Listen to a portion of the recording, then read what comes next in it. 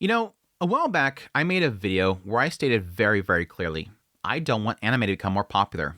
I got a little pushback from people saying, hey, what's so bad about getting more popular? That means more availability. They're going to make more anime. It means that we can be accepted for the thing that we love so much. I no longer have to hide my collection from people. They will no longer give me that look of like, ew, gross. You like anime? That stuff for kids? That stuff with the tentacle stuff?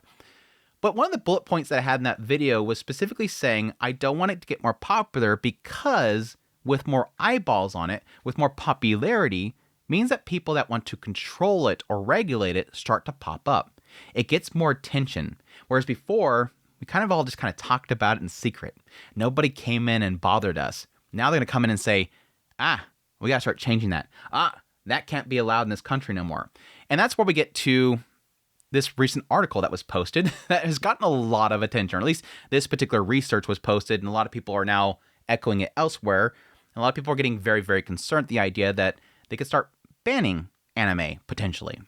But yes, there's been a lot of stuff happening in the UK recently. It's gotten a lot of news. I've pretty much avoided covering most of it just because, I'll be perfectly honest, I don't understand it. I'm not from the UK. I don't understand their laws and their regulations and how things go through. I do know that a lot of what's happening there is unfortunately being carried over to other countries, which is a massive concern. And I've talked about like ID verifications and whatnot before. But this one is interesting because while I do agree with a lot of people, there's signs in here that this could unfortunately affect anime in some way. I don't think what people are currently covering, based on my research, again, I'm not from the UK, based on my research, isn't exactly what people are thinking. This isn't, so far what I'm seeing, a ban on anime, but it could potentially affect anime in the future. So let's actually get into it. This is a post that was made by the BBFC, which is the British Board of Film Classification.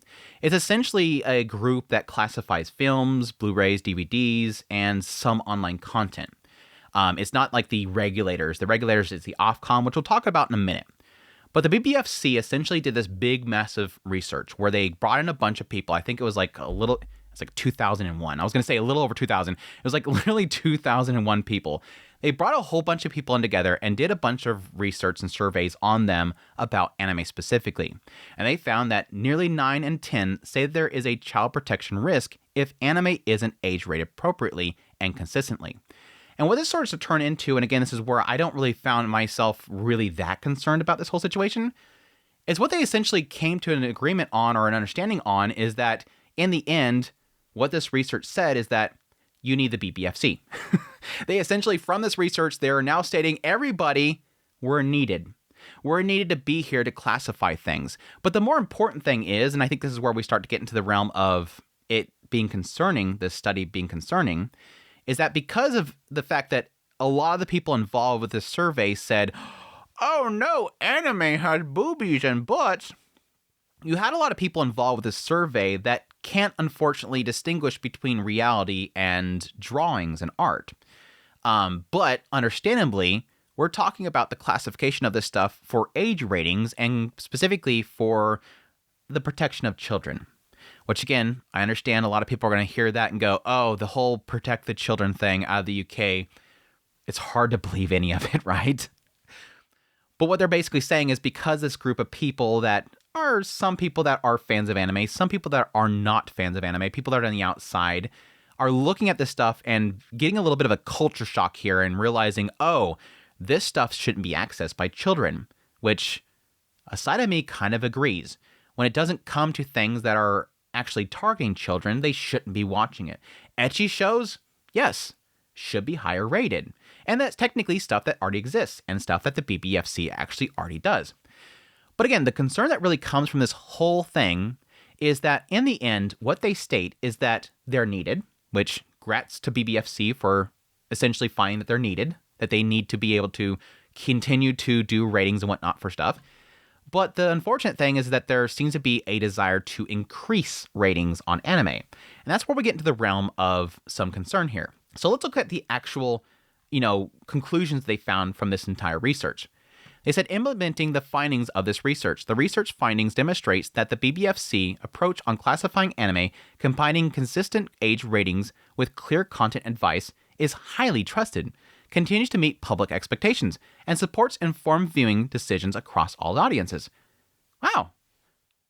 You read that and you think, well, so what's so bad about this research? Everybody's being upset saying this is going to ban anime, so what in this is concerning? They basically said people like how we're classifying things. They went through a whole bunch where they said what they rated things, and they're saying what the people responded. Yeah, it looks good. No, that looks like that's a little bit low. That's where we get to the bullet points after it. Misuse of authority is a notable aggravator. The BBFC will continue to be cautious when classifying scenes involving trusted figures abusing power, particularly in school settings. So here it's saying, in cases of, in the show or the story where somebody of power is abusing that power, we need to bump up the rating. We don't want younger people to see an idea of somebody abusing power. Not too much of a concern for me. Ambiguous age or childlike behavior raises concern. Yep, gotta see this coming, right? Even where sexual connotation is not overt, audiences view such portrayals as aggravating. The BBFC will continue to apply higher ratings in borderline cases where perceived youthfulness increases sensitivity. So they're saying, yes, all those characters that are the 30,000-year-old vampire that act goofy like a Shinobu character, gotta bump up that rating. Fan service divides UK audiences, but is generally viewed as an aggravating factor. Gratuitous sexualization of characters is frequently judged as warranting a higher classification, even by anime fans. Whoever did that, you betrayed us. I'm joking. The BBFC will continue to consider such images of characters as indicative of higher age rating when classifying content on the borderline between two categories. Again, I'm guessing what they're saying here with the categories is the fact that no matter what, if it has fan service in it, even if it is classified as a shonen, they might bump up the rating no matter what. Again, this is the word that it gets really kind of broken is because there's a lot of shows that are technically geared towards younger audiences, the shonen type of shows, the Demon Slayers, the Fairy Tail, the Dragon Ball. Those shows are technically wanting a younger audience, but they always have fan service in it. They always have the Bulma character or whatever in the show for that. This is potentially meaning that all those shows are going to have to get bumped up. You can't have a kid watch any of these shonens anymore. Lingering shots, verbal references, anatomical detail, and character poses are aggravating factors in strengthening the sexualization of nudity. The BBFC will err on the side of caution and opt to higher ratings where appropriate. Wait, so they're like full-on nudity of stuff? This stuff should be 18 plus anyways. Like, what has nudity in it and it has long shots that's not already classified high?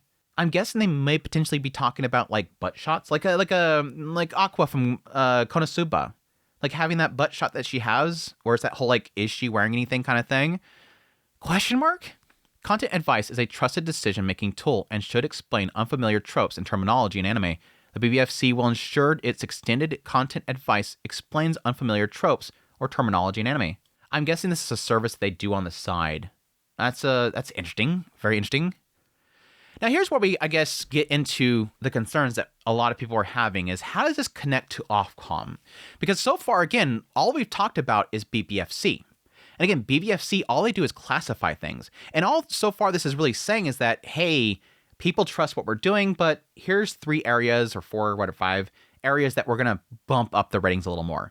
People are a little agitated by this. We're going to bump this up a little bit. But again, all they're doing is classifying this stuff. They're just putting ratings on stuff. They're not censoring things. That's where we get into what does this connect to with Ofcom, which, from my understanding, Ofcom is the ones that regulate things. They stop things. They remove things. They allow things on or not allowed on platforms. That's where a lot of people are, I guess, getting the concern of banning. The chief executive of BBFC said anime's explosion in popular, from record-breaking box office releases to surge in physical media, shows just how deeply it has captured the British imagination. But not all anime is appropriate for children. The statement of the century. No crap. And again, this is that whole dumb thing that people don't understand, that not all anime is made for kids. It's got tons of different demographics, and yes, a lot of it wants the kids to watch it, but it's not all made for kids. Even though, again, Raul Puhini wants us to believe that. The CEO of Crunchyroll wants people to believe that. 88% of audiences told us that there is a potential child protection risk if anime content is not age-rated appropriately and consistently. That's the story of the century. This has been a case with age ratings for the longest time. Our research is clear. 90% of people say that age ratings and clear content advice are essential tools for parenting and caregivers seeking to ensure age-appropriate viewing. British audiences want trusted and consistent age ratings to help keep children safe wherever they're watching. Again, I do understand. I want to stop here and say that, yes, I do understand that we're talking about government officials and regulators here. It's hard to really trust them, especially out of the UK right now. As Ofcom shapes the future video on-demand code, here's where it is. We're committed to ensuring every anime, film, and series released in the UK is classified appropriately, giving families and fans clear guidance they can rely on.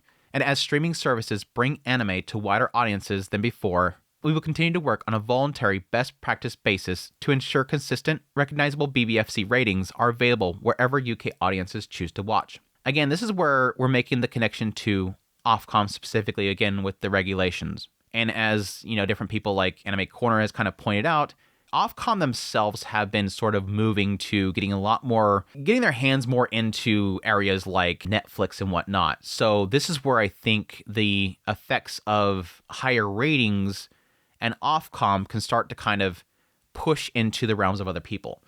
Sort of what I got from a lot of my research is that Ofcom themselves, who regulate broadcast TV and whatnot in the UK, a lot of what they do is involved with, again, regulating what's in there. But additionally, there's cases where they will cut content from, television and whatnot in order for it to be allowed on television. And I think a lot of the concerns that a lot of people have is that what this can mean for somebody like Netflix or Disney, with Ofcom being more involved in anime specifically, is that they could start essentially preventing shows from being on Netflix or on Amazon or on Disney, or potentially have them edited in some way in order for it to be allowed to be on the platforms. But again, because the fact that this BBFC article seems to be mostly about ratings, it seems like there's more of a desire to just up the ratings more and more.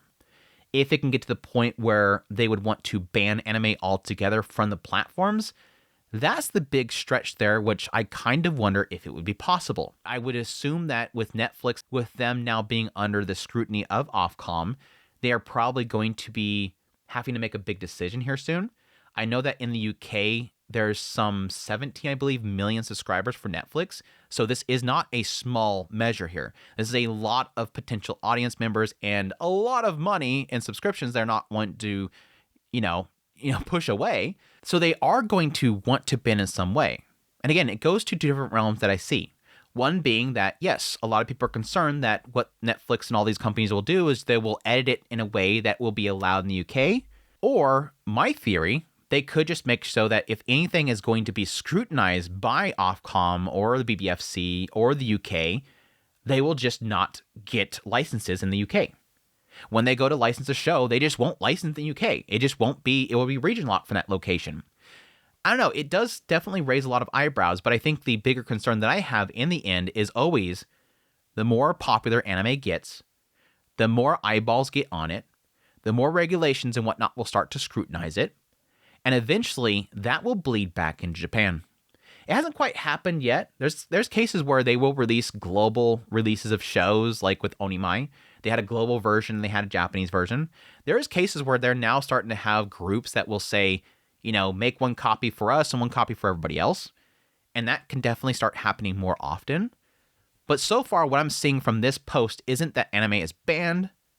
It's just more of the idea that anime is now becoming more scrutinized by ratings boards.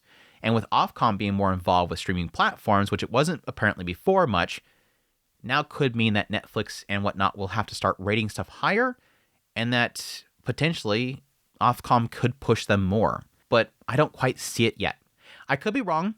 I definitely, as always, I always welcome people to do their own research. It's just based on what I'm reading from the actual report that was released. Again, I do see that a lot of people are raising the red flags, saying this will ban anime. Get ready, Netflix is going to ban anime. I could be completely off base here, but so far I'm not seeing anything super alarming here. This is just a lot to do with ratings boards. And ratings boards don't typically ban things. They just set the standards for things, which, yes, could potentially lower the audiences and, yes, make things a lot less desirable for people to pick up and sell, licensors to pick up and sell Blu-ray copies and whatnot. But nothing here that says outright bans. But again, let me know in the comments down below. But I hope you guys enjoy this video. Hope you found it informative. Like I always say, I always try to come at this stuff trying to view this stuff from a perspective where I don't want to be an alarmist, but at the same time, I don't want to mislead people into thinking that things are peachy. Because again, like I said before, I don't want anime to become popular because I don't want this kind of stuff. But I hope you guys found this video informative. If you did, hit the like button down below. If you like this content, you want to support it more, become a member. That's the way you can support the channel. I greatly appreciate what it does. And until next time, y'all take care.